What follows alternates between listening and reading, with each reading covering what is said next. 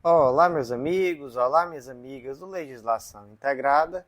Aqui quem fala é o professor Bruno Valente. Nossa conversa de hoje é sobre o informativo de número 1109 do STF. Antes de começar, aquele convite, se inscreve no nosso canal, seja no Spotify, Deezer, Apple Podcasts, Google Podcasts ou no YouTube, e ativa o sininho para saber sempre que tiver podcast novo. Nos segue também no Instagram, @legislação_integrada, onde todo dia tem novidade. E o mais importante de todos os convites, acesse legislaçãointegrada.com.br e vem conhecer o Clube da Lei, esse clube de membros que dá acesso a todos os materiais de lei seca e jurisprudência do Legislação Integrada e a mais de 100 planos de leitura. São planos por carreira e por edital, um material semanalmente atualizado e tudo em uma única assinatura que te dá acesso a tudo isso. Então, um estudo completíssimo, o melhor custo-benefício do mercado de longe. Vem fazer parte do Clube da Lei, que com certeza vai ser um marco nos teus estudos. Aproveita também e conhece o Mapa do Aprovado, esse curso que te ensina a estudar. Com o Mapa do Aprovado você vai aprender a organizar um plano de estudos totalmente focado na tua realidade, com muita autonomia e estratégia. E por último, vem conhecer também a Editora Integrada, essa editora que vem ajudando tanta gente a publicar aquele livro que às vezes já estava ali na gaveta, e que eu ainda não tinha tido a oportunidade.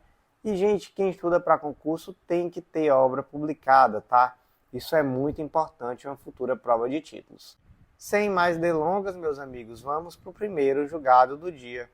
E o primeiro julgado de hoje foi inserido na Constituição Federal e é uma tese, a tese fixada na ADI 3056 do Rio Grande do Norte, e o teor ficou da seguinte forma: não ofende a Constituição Federal a previsão em ato normativo estadual de obrigatoriedade de escolha do Procurador-Geral do Estado entre os integrantes da carreira.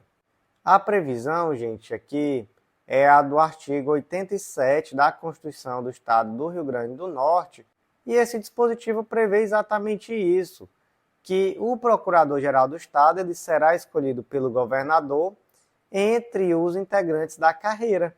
Mas acontece que o artigo 131, parágrafo 1º da Constituição Federal prevê que o advogado-geral da União ele é escolhido pelo presidente entre cidadãos maiores de 35 anos e de notável saber jurídico e reputação ilibada. Ou seja, não exige que o advogado-geral da União integre a carreira da AGU. E aí, a pergunta é, essa norma é de reprodução obrigatória pelo Estado? O STF entendeu que não. Entendeu que o Estado pode sim trazer essa obrigatoriedade do Procurador-Geral do Estado ser integrante da carreira. Então, como é que ficou a tese? Não ofende a Constituição Federal a previsão, em ato normativo estadual, de obrigatoriedade de escolha do Procurador-Geral do Estado entre os integrantes da respectiva carreira.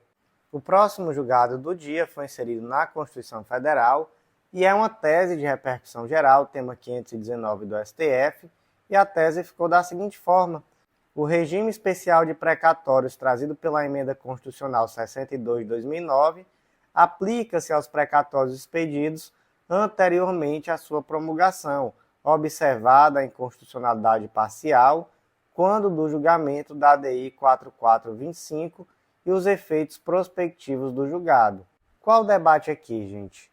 O debate é porque a Emenda Constitucional 62 de 2009 ela trouxe um regime diferenciado de pagamento de precatório, tanto para os estados quanto para o DF e municípios. Acontece que esse dispositivo ele foi julgado inconstitucional. Foi lá na ADI 4425. Só que no julgamento dessa inconstitucionalidade houve uma modulação de efeitos. Então, ainda deu-se uma sobrevida de 5 anos a essa emenda constitucional. Contado de quando? De 1 de 2016. Então, ainda se deu aí uma sobrevida até o ano de 2021 a essa emenda constitucional e a esse regime de precatórios que estava vigente. Então, com base nisso, com base nessa modulação de efeitos, é que se entendeu que esse regime especial ele é sim aplicável àqueles precatórios que já estavam expedidos na data da sua promulgação. Até porque foi declarado inconstitucional mas houve uma modulação de efeitos, não só para aqueles precatórios que já existiam antes, mas até mesmo em uma sobrevida aí de 5 anos, até 5 anos após o julgado dessa ADI. Então, como é que ficou aqui o destaque? O regime especial de precatórios trazido pela Emenda Constitucional 62 de 2009 aplica-se aos precatórios expedidos anteriormente à sua promulgação, observada a declaração de inconstitucionalidade parcial quando do julgamento da ADI 4425 e os efeitos prospectivos do julgado. Próximo julgado do dia é mais uma tese, a tese de repercussão geral 598 do STF, e ela ficou da seguinte forma: o deferimento do sequestro de rendas públicas para pagamento de precatório deve se restringir às hipóteses taxativamente previstas na Constituição de 88. E aí essas hipóteses estão lá no artigo 100, parágrafo 6º. A dotação orçamentária e os créditos abertos serão consignados diretamente ao Poder Judiciário, cabendo ao presidente do tribunal, que proferir a decisão exequenda, determinar o pagamento integral e autorizar requerimento do credor, e exclusivamente para os casos de preterimento de seu direito de precedência e de não alocação orçamentária do valor necessário para a satisfação do seu débito, o sequestro da quantia respectiva. Então, quais são os dois casos aqui? Preterimento e não alocação orçamentária do valor para satisfazer o débito. Nesses dois casos é possível o sequestro. Certo, professor, mas eu sou juiz de uma determinada vara da Fazenda Pública. E aí chegou a mim uma situação em que o indivíduo ele era portador de uma moléstia grave, ele estava realmente em uma situação muito difícil, de vida ou morte. Ele precisava muito receber esse dinheiro. Então eu entendi que ele não tinha como esperar nessa fila do precatório e eu determinei desde logo que esse valor fosse sequestrado das contas públicas. Eu agi corretamente? Olha, a intenção pode ter sido a melhor de todas, mas o STF entende que não. Por quê? Porque essa questão do precatório, tanto de natureza alimentícia, quanto aquele que o beneficiário é portador de doença grave ou de pessoa com deficiência, ele já é pago com precedência, ele já tem ali uma fila especial, e que está prevista, inclusive, lá no artigo 100, parágrafo 2º. Então, o que essa pessoa vai ter direito é a participar de uma fila preferencial, mas não a receber de cara esse valor por meio de um sequestro de valores nas contas públicas. Então, essa foi a posição do STF acerca do tema. Como é que ficou a tese? O deferimento de sequestro de rendas públicas para pagamento de precatório deve se restringir às hipóteses enumeradas taxativamente na Constituição Federal de 88. O próximo julgado do dia foi inserido na Constituição Federal, destaque da seguinte forma: é inconstitucional por invadir a competência privativa da União para legislar sobre o direito do trabalho, lei distrital que assegura funções de trabalho aos atuais cobradores do serviço de transporte público coletivo de empresa de ônibus que venha a implantar dispositivos de leitura de registro de oferta e demanda para a cobrança de tarifas pelo sistema de bilhetagem eletrônica. Basicamente, gente, aqui foi a Lei 3923 de 2006 do Distrito Federal, e essa lei determinou que a empresa de ônibus do Distrito Federal, mesmo que ela venha a implementar o tal do bilhete único, né, lá em Fortaleza o nome é esse, não sei na cidade de vocês, mas aquele bilhete eletrônico para entrada no transporte coletivo, mesmo que venha implementar, seria necessário manter a função do cobrador. Então, seria necessário mantê-lo com a função de assistente de bordo, para manter exatamente esse emprego. Essa lei é constitucional? A STF entendeu que não, porque ela trata sobre direito do trabalho. Está lá no artigo 22, inciso 1, que compete privativamente à União legislar sobre direito do trabalho. Então, dessa forma, não é possível esse tipo de previsão em lei distrital, já que invade uma competência que é privativa da União. Como é que ficou o destaque? É inconstitucional por invadir a competência privativa da União para legislar sobre direito do trabalho, lei distrital que assegura funções de trabalho aos atuais cobradores do serviço de transporte público coletivo de empresa de ônibus, que vem a implementar dispositivos de leitura e registro de demanda e oferta para a cobrança de tarifas pelo sistema de bilhetagem eletrônica.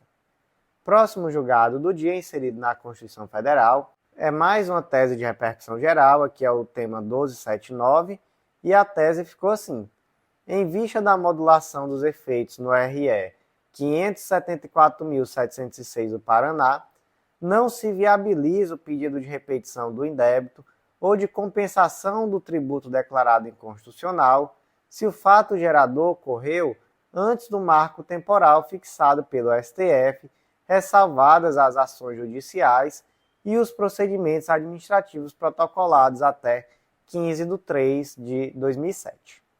E aí, gente, todo o debate aqui se inicia pela tese de repercussão geral, tema 69, que determina que o ICMS não compõe a base de cálculo para a incidência do PIS e da COFINS. Então, veja só, a base de cálculo fica menor, né? Porque agora o ICMS ele não compõe a base de cálculo do PIS e da COFINS. Então, em tese, haverá uma redução da carga tributária para a empresa. Acontece, gente, que o impacto disso era tão grande que houve uma modulação de efeitos. Então, nessa modulação de efeitos, se entendeu que essa tese só seria aplicada dali para frente, então seria a partir de 15 de março de 2017, mas também se resguardou pelo menos aquela situação de quem já tinha proposto a ação até o dia desse julgamento. Então seria assim, quem já propôs a ação, em qualquer data que seja, vai ser beneficiado, vai receber de volta aquilo que pagou a mais, mas em relação às outras pessoas está consolidada a situação, não é possível requerer de volta o valor pago a maior, então só dali para frente que seria aplicado. E agora, gente, o STF vem reafirmar essa jurisprudência que é dominante, inclusive com a tese de repercussão geral, deixando claro os efeitos prospectivos, né? Então, que houve uma modulação de efeitos lá na tese de repercussão geral, tema 69, deixando claro que o direito de requerer retroativo só vai ser de quem? De quem já tinha ação judicial ou procedimento administrativo protocolado até 15 de 3 de 2017. Esse é um ponto importante que eu não tinha mencionado ainda, né? Não só ação judicial, se havia o requerimento administrativo de devolução do valor pago a maior, também era possível, também estava abarcado aqui pela tese. Então, como é que ficou a tese? Em vista da modulação de efeitos do RE 574.706 do Paraná, não se viabiliza o pedido de repetição do indébito ou de compensação do tributo declarado inconstitucional se o fato gerador do tributo ocorreu antes do marco temporal fixado pelo STF, ressalvadas as ações judiciais e os procedimentos administrativos protocolados até 15 de 3 de 2017. Os dois próximos julgados do dia foram inseridos na Constituição Federal. Eu vou comentá-los conjuntamente porque eles são idênticos, na verdade, e eu vou até fazer assim, eu vou aqui de início ler o destaque do primeiro julgado, que é referente a uma legislação do Estado de Pernambuco, e no final eu vou ler o destaque do julgado referente ao Estado do Ceará. Então vamos lá. A majoração da alíquota para custeio do regime próprio de previdência social de servidores públicos estaduais de 10% para 13,5% e posteriormente para 14%, revela-se proporcional e razoável, de modo que não produz efeito confiscatório, nem atenta contra o princípio da irredutibilidade remuneratória. Então vamos lá, gente. Inicialmente, a alíquota da contribuição previdenciária dos servidores públicos do Estado de Pernambuco era 10%. Depois foi majorada para 13,5% e posteriormente 14%. E aí o que se alegou? Se alegou que existia aí uma redutibilidade de salários. Olha, eu estou pagando mais imposto, então meu salário diminuiu. E segundo, alegou-se que se tratava aqui de um confisco, porque essa alíquota nova era excessiva. Da mesma forma, no estado do Ceará, houve um aumento escalonado de 11% para 14%. Então, em 2017 foi para 12%, 2018 foi para 13% e 2019 foi para 14%. Mesma coisa, se disse, olha, aqui existe um confisco, existe uma redução de salário. STF entendeu isso? Não. Entendeu que é possível esse aumento de alíquota, que não se trata de uma redutibilidade de salário, já que o que se garante quando se fala em irredutibilidade salarial é o quantitativo, então é que seu salário não vai diminuir de R$ 1.000 para 950. É isso que se garante. E não que você eventualmente poderá ter que pagar uma alíquota maior de determinado tributo. Então não é isso que se garante. E também se entendeu que esse valor, que essa alíquota de 14%, era proporcional e mais ainda que a redução desse valor traria uma consequência desastrosa para o sistema de previdência social. Então, com base nisso, como é que ficou aqui o destaque? Agora eu vou ler o destaque do segundo julgado. A majoração escalonada de 11% para 14% da alíquota de contribuição previdenciária de servidores públicos estaduais ativos, inativos e pensionistas e de militares, destinada a custear o regime próprio de previdência social, revela-se razoável e proporcional, de modo que não ofende o princípio tributário de vedação ao confisco. Próximo julgado do dia, inserido na Lei dos Planos de Saúde, destaque da seguinte forma: dada a proteção constitucional conferida ao direito à vida, à saúde e à boa-fé, o segurado do plano de saúde é isento de devolver produtos e serviços prestados em virtude de provimento judicial para custear direitos fundamentais de natureza essencial, ainda que, à época do provimento, o medicamento ou serviço não possuíssem o respectivo registro nos órgãos competentes. Então vamos lá, primeiro ponto, Lei dos Planos de Saúde, artigo 10, inciso 5º, traz que o plano de saúde, o plano referência, ele não é obrigado a cobrir o fornecimento de medicamentos importados não nacionalizados.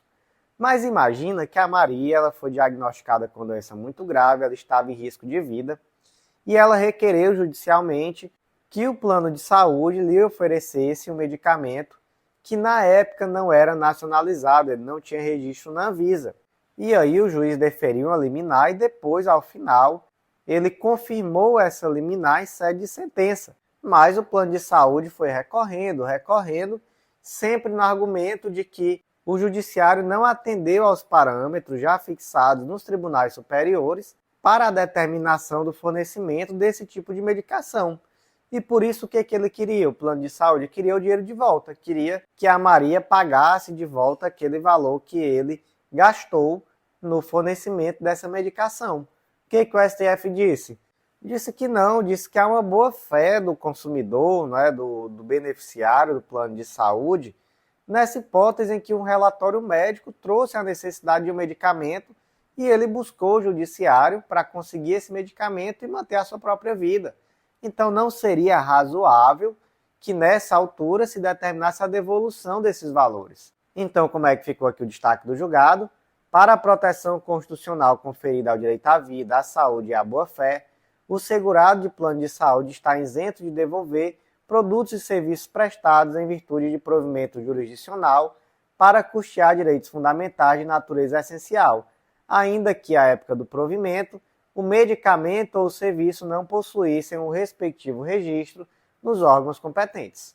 E o último julgado do dia foi inserido no Código de Processo Penal e o destaque ficou da seguinte forma: o dano moral sofrido pela vítima é inerente aos crimes praticados contra a mulher no âmbito doméstico e familiar, de modo que a fixação do respectivo valor mínimo indenizatório pressupõe o respeito aos princípios do contraditório e da ampla defesa, viabilizados pela oportunidade de manifestação do réu durante o curso da ação penal. Então vamos lá, gente. Artigo 387, inciso 4º do Código de Processo Penal, o juiz, ao proferir sentença condenatória, fixará valor mínimo para a reparação dos danos causados pela infração, considerados os prejuízos sofridos pelo ofendido. Gente, temos que ter uma visão crítica desse dispositivo, porque ele, ao trazer tão somente um valor mínimo indenizatório, ele acaba por trazer uma potencial situação de revitimização, já que o indivíduo que foi vítima de um crime, ele vai ter que novamente ir ao judiciário para requerer um reforço desse valor indenizatório em uma ação cível. Então, aqui no âmbito penal, há tão somente uma fixação do valor mínimo e posteriormente é preciso bater novamente a porta do judiciário para majorar esse valor. Então, de fato, se trata aqui de uma legislação muito questionável. Mas, gente, eu quero destacar aqui para vocês alguns pontos que são fundamentais. Primeiro ponto, para que seja fixado esse valor mínimo indenizatório, é fundamental que exista pedido na denúncia. Então, sem pedido, não é possível a fixação desse valor mínimo indenizatório, porque é necessário que haja contraditório e ampla defesa acerca do tema. Primeiro ponto é esse. Segundo ponto, é possível a verificação de danos morais e re ipsa. Então, por exemplo, houve uma violência doméstica e familiar contra a mulher. Gente, é extremamente razoável que se entenda que disso daí decorre um dano moral. Pensa só, gente, uma inscrição indevida no SPC, no Serasa, já gera um dano moral e re ipsa. Imagina uma agressão doméstica. Então, de fato, existe aqui um dano moral que pode ser presumido. Então, em relação ao dano moral, não é necessária a prova do dano para a fixação do valor mínimo indenizatório. Esse dano moral ele pode ser sim presumido. Em relação ao dano material, não. É necessário que exista prova acerca desse dano material, tanto da existência quanto da quantificação. Então, dano moral pode ser sim presumido, dano material não. Sobre o tema, gente, eu trouxe muita coisa aí no material, tá? Teses repetitivas, edições do Jurisprudência em Teses, algumas informações, aprofundamentos. Então dá uma lidazinha, tudo muito direto ao ponto, como sempre é, mas está lá no material. Mas basicamente o que esse julgado aqui trouxe foi a junção dessas teses. Ele disse, olha, é necessário ter pedido, sem pedido não há contraditório e ampla defesa, então não dá para fixar, mas em relação ao dano moral, não é necessária prova efetiva do dano moral, porque ele é presumido, ele pode ser sim e re ipsa. Então, como é que ficou aqui o destaque? O dano moral sofrido pela vítima é inerente aos crimes praticados contra a mulher no âmbito doméstico e familiar, de modo que a fixação do respectivo valor mínimo indenizatório pressupõe o respeito aos princípios do contraditório e da ampla defesa, viabilizados pela oportunidade de manifestação do réu durante o curso da ação penal. Meus amigos, por hoje foi isso, informativo curtinho, do jeito que a gente gosta. Eu agradeço a você que ouviu até o final. Vou refazer aquele convite, você vem sempre aqui, escuta nossos informativos, mas ainda não faz parte do Clube da Lei? Acesse legislaçãointegrada.com.br e vem fazer parte, eu estou te esperando. E eu tenho certeza que vai ser um marco, uma grande mudança nos teus estudos. Um material completo, atualizado, com tudo que você precisa em termos de lei seca e jurisprudência e com planos de leitura pensados para te dar continuidade de estudo. Então, uma única assinatura, vários planos de leitura, exatamente para garantir esse prosseguimento, essa continuidade de estudos. Aproveitem também para conhecer o Mapa da Aprovada, esse curso que te ensina a estudar. Com ele você vai aprender a organizar um plano de estudos totalmente focado na sua realidade, com muita autonomia. E por último, vem conhecer também a Editora Integrada, essa editora que já ajudou tanta gente a publicar. Vocês vão ver que é mais fácil do que vocês imaginam e pode ser um grande diferencial em uma prova de títulos. Meus queridos, eu agradeço a vocês. Até a próxima, eu aguardo no próximo podcast.